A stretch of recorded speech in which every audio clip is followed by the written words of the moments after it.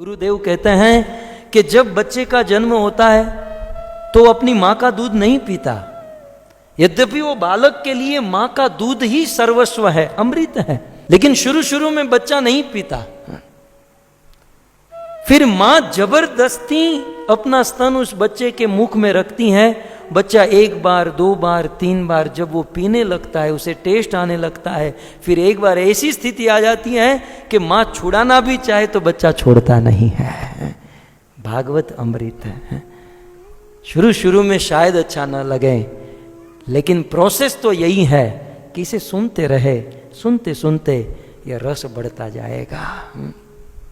दिन भर दिन भागवत यत् शृण्वताम रसज्ञानाम स्वादु स्वादु पदे पदे, रोज रोज बढ़ता है। सुभागवत व्यक्ति को शांति और समाज में क्रांति लाने वाला ग्रंथ है।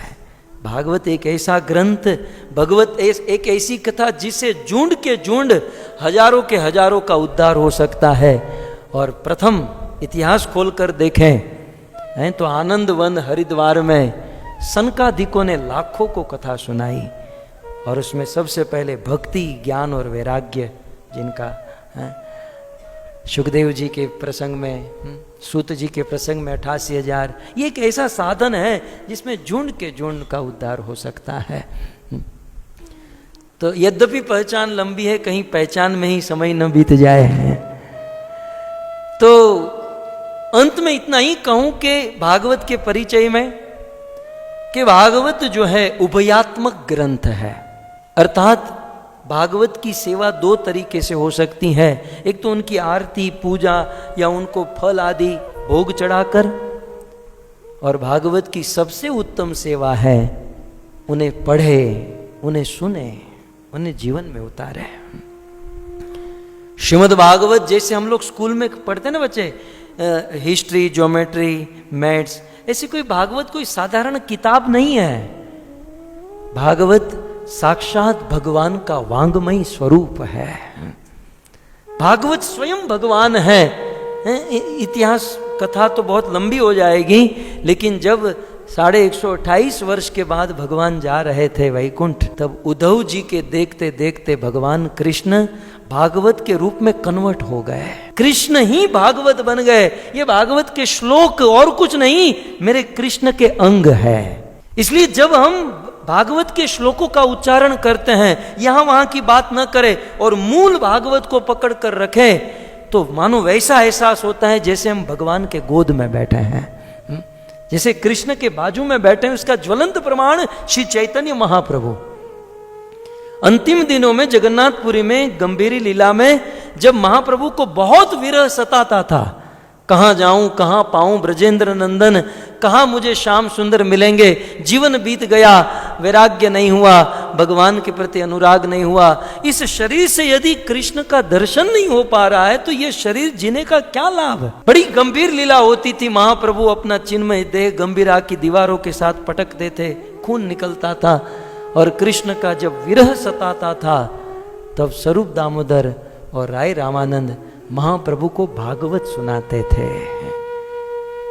ध्रुव चरित्र, प्रहलाद चरित्र, भागवत को सुनकर महाप्रभु को भगवान की उपस्थिति का एहसास होता था, मानो भगवान मेरे साथ है। भागवत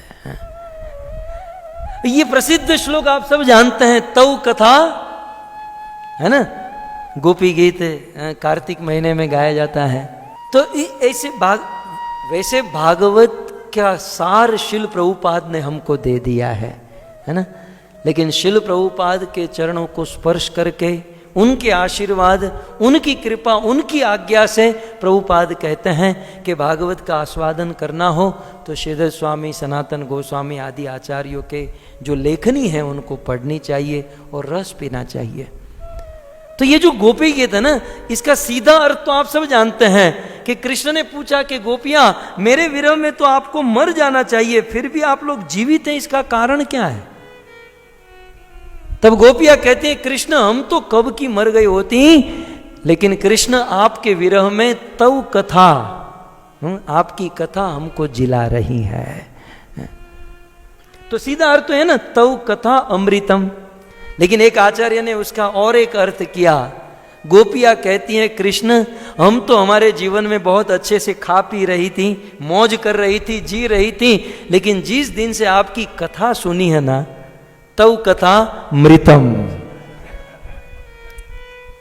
आचार्य ने अर्थ किया तव कथा अमृतम, संधि विच्छेद अलग से करके कहते हैं तव कथा मृतम। इसका अर्थ तव कथा मृतम, कृष्ण हम तो बहुत अच्छी थी, बहुत आनंद से जी रही थी, जब से आपकी कथा सुनी है तव कथा, आपकी कथा मृतम, हमको मार रही है। जिस दिन से आपकी कथा सुनी है उस दिन से हम लोग मर रही है आपके प्रेम में, आपके विरह में, आपके भाव में। तो हमारे भौतिक जीवन को नष्ट करने वाली है ये कथा, और साक्षात भगवान का स्वरूप है ये कथा। स्कंद पुराण की पद्म पुराण में भूल रहा हूं, लेकिन 2 श्लोक में कहा गया कि किस प्रकार भागवत के प्रत्येक स्कंद भगवान के प्रत्येक अंग है। पादो यदीयो प्रथम द्वितीय तृतीय तुरीयो कथितो यदूरु नाभिस्तथा पंचम एव षष्ठो भुजातरंगो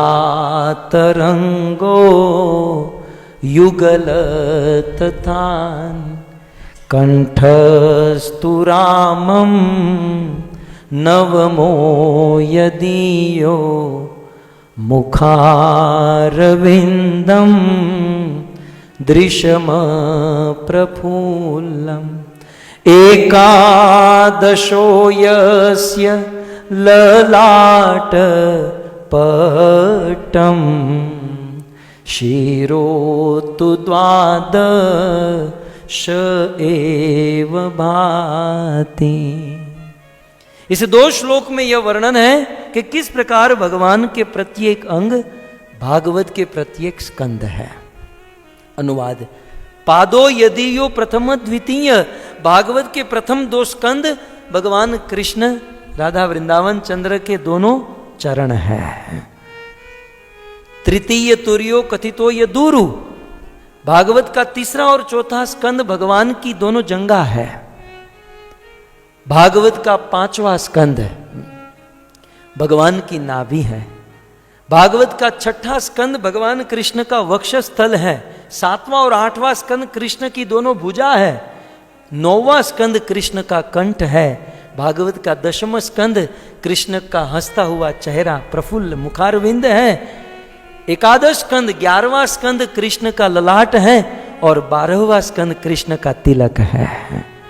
इस प्रकार भागवत के 12 स्कंद स्वयं भगवान है। और ऐसे भागवत को सुनना, पढ़ना, इनका सेवन करना, यही भक्त के लिए जीवन है। मैं अक्सर कहता हूं या तो लोक में रहो या फिर भागवत के श्लोक में रहो, तीसरा कोई ऑप्शन ही नहीं है। हमने तो यही सीखा है, या लोक में रहो या भागवत के श्लोक में रहो। थोड़ा सा बदल दूं, या शोक में रहो या भागवत के श्लोक में रहो। विपद नैव विपदम, जिसको हम विपत्ति समझते वो विपत्ति है ही नहीं। विपत्ति, वास्तविक विपत्ति यह है कि हमारे एक एक क्षण कृष्ण की स्मृति के बिना जा रहे हैं। यदि निरंतर भगवत स्मृति, भागवत की स्मृति बनी रहे तो प्रॉब्लम कहां है? वास्तविक प्रॉब्लम तो ये है, भले हम लोग किसी पर ब्लेम करें, ये है वो है फलाना ढिमका, ये पूरी दुनिया को ब्लेम करते हैं, ब्लेम अपने आप को कीजिए। प्रॉब्लम की जड़ ये है कि मन भागवत में नहीं लग रहा।